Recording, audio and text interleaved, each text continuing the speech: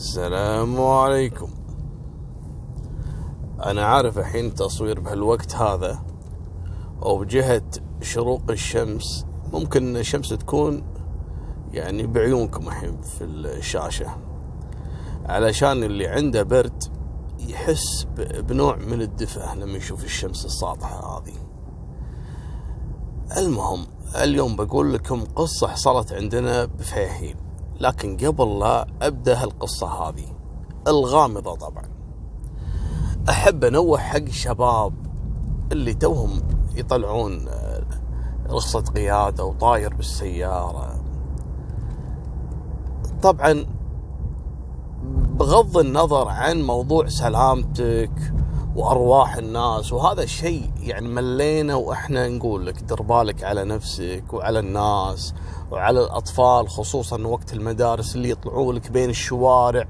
ممكن تدعم لك واحد وباكر تخلي أبوك يبيع بيته عشان بس يدفع يعني علاج هالولد وتعويضه والقضايا والبلاوي، وتدمر نفسك وتدمر أبوك. بعيدا عن هذا وغض النظر عن هذا، في موضوع ثاني، موضوع المخالفات المرورية. اترك عنك، أنا ما أكلمك إرشادات مرورية لا أنت الحين مو راح تدفع فلوس. إذا أنت مو موظف، أبوك مثلا راح يدفع الفلوس صح؟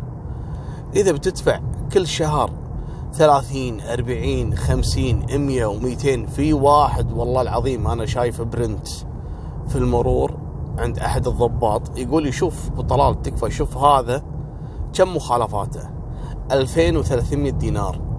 يعني شنو أنت بشر؟ زين فكر فيها من ناحية ثانية، الفلوس هذه مو حرام أنت تعطيها للحكومة؟ الحكومة المفروض هي اللي تعطيك، مو أنت اللي تعطي الحكومة. أنت تصرف على الحكومة يعني؟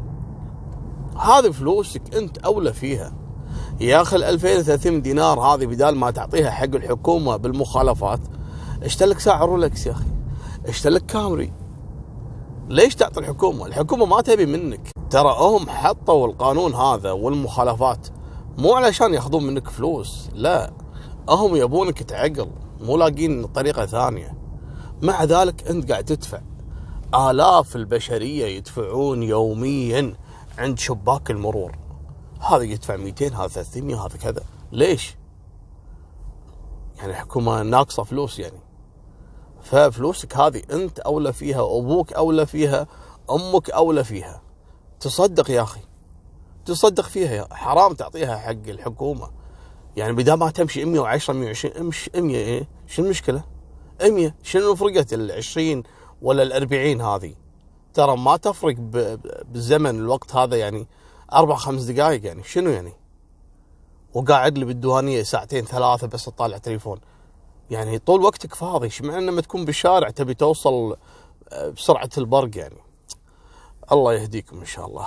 قصتنا اليوم حصلت في منطقة الفحيحيل في السنة هذه. يوم من الأيام تم تسجيل قضية تغيب فتاة أردنية الجنسية، عمرها تقريبا 18 سنة. المهم انقلبت الدنيا عليها، وين راحت البنت، وين كذا، وبدأت تطلع الإشاعات، البنت مخطوفة، البنت مقتولة، البنت ما أدري كذا. وأبوها يوميا يقعد يبكي ويصيح عند باب المخفر،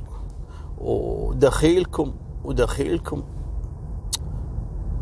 استنفروا رجال الأمن وبدأوا يعممون صورها على منطقة الفحيحيل والأسواق اللي ممكن يعني أحد شافها كذا، وخصوصا محلات النسائية. وهذا ترى يعني طريقة معروفة عند رجال الأمن، خصوصا إذا بنت متغيبة أو مفقودة يوزعون صورها على الأماكن تردد البنات والنساء وكذا، عشان ممكن أحد شافها، ممكن يعني واحدة تمر كذلك المحلات هذه وتكون شايفتها في مكان تبلغ. مالكم بالطويلة، شنو قصة هالبنت؟ وصل لهم بلاغ من الأب إن بنتي متغيبة، وأنا شاك إن حاصل فيها شيء، والبنت فيها كذا هذا اللي فهموه رجال الأمن. فما يتبين معاهم إلى أن يتم القبض على الشخص اللي مثلا خاطف البنت أو العثور على البنت عشان تقول لهم التفاصيل. بعد 2-3 من عملية البحث اللي ما كشفت عن وجود البنت، استدعى رجال الأمن أب هالبنية هذه وأمها، وبدأوا عاد يضغطون عليها. قالوا حق الأب تكلم أنت، يعني مثلا مسوي فيها شيء البنت، ذابحها، قال لا مستحيل، هذه بنتي وأنا أحبها وأنا أرعاها دائما وأهتم فيها وأعلم فيها، معقولة أنا أذبحها؟ قالوا معود هذا رجل أب مثالي. خلوا على صوب، امسكوا الأم. طبعا كل واحد يحققوا معاه بصوب عشان يشوفون ممكن أن تتضارب الأقوال، أحد يعترف على الثاني. امسكوا الأم، قالوا لها تكلمي البنت وين؟ أنت أكيد تعرفين مني منك. الأم بطت الجربة، الله يكفينا شر هالجربة هذه. الأم قالت يبا بنتي هذه لها علاقة مع شاب سوري الجنسية، وهذا اللي أنا اكتشفته من خلال اعترافات بنتي الثانية اللي تدري بعلاقة بنتي مع هالسوري، والسوري هذا يعمل في أحد المحلات في منطقة الفحيحيل. قالوا تمام، وين بنتك الثانية؟ جابوها، تعالي شنو تعرفين؟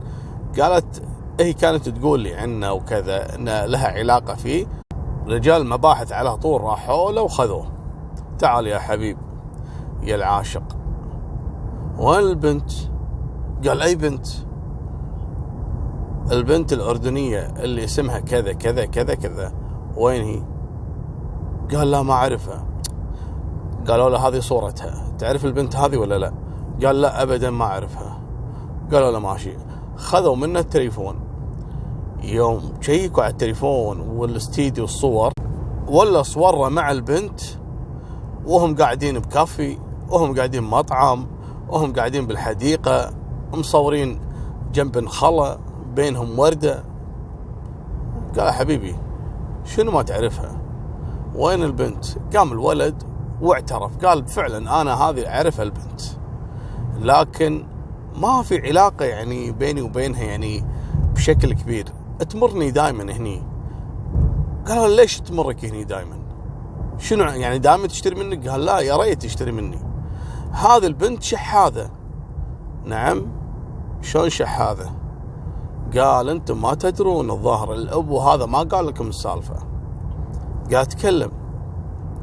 قال البنت هذه انا تعرفت عليها لانها يوميا تمر علي المحل، وهذه شحاذة تقوم تشحذ من الناس وتجمع لين يصير المبلغ 20 دينار، تجي عندي انا اصرف لها، اعطيها 20 دينار كاملة يعني، وتعطيني الخردة. شوي شوي انا تعرفت عليها وصارت بيننا علاقة حب، لكن في آخر فترة انقطعت عنها يعني 2-3. فجتني في أحد الأيام قالت لي أنا أبي أتخبى عندك. طول رفضت أني أخبيها وقلت أنا مالي شغل، والله يخليك لا تجيبي لي المصايب، أنا رجال قاعد أشتغل في محل وأترزق الله، وأنا عندي يعني أسرة كاملة أنا أعيلهم لأن أبوي متوفي، وأنا على الله وعلى المحل هذا، فالله يخليك ابتعدي عني. يقول بعدين راحت، قالوا له أكيد الكلام؟ قال أكيد. خلوه محجوز عندهم، استدعوا الأب، تعال يا الحبيب أنت ليش تجبر بنتك على الشحاذة؟ هني الأب انصدم، ايش عرفهم؟ قال لا مو صحيح الكلام هذا وكذا. متأكد؟ قال احجزوا الأب خلوه عندهم. قعدوا يبحثون وين راحت البنت.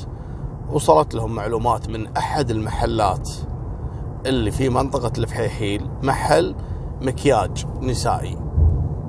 قال البنت هذه اللي معممين صورتها موجودة عندنا في المحل، وخلينا الموظفات اللي في المحل يمسكونها. راحوا لها رجال مباحث، ألقوا القبض عليها وأخذوها معاهم للمخفر. المفاجأة شنو؟ إن البنت بدأت تبكي وتصرخ، وقالت ترى هذا الفعل السوري علاقتي معاه علاقة يعني من بعيد لبعيد، يعني تعرفت عليه، لكن أنا كنت هربانة وتخبيت عند واحدة من صديقاتي لأن أبوي يجبرني على الشهادة. لما واجهوا الأب في الكلام هذا اعترف وقالوا له أنت وين؟ في البداية تقول لنا أنا أحب بنتي وأخاف عليها وأدرسها وأعلمها، والبنت حتى ما كملت دراسة، حسبي الله عليك، ما أخذها عشان الشهادة، وتجبرها ويضربها إذا ما شهدت. والولد السوري تم الإفراج عنه بعد ما أخذ نصيبه من التأديب، وأنا متأكد الحين لو تمر عليه ملكة جمال والله ما يحط عينه. هذه نهاية سالفتنا، وفمان الله، مع السلامة.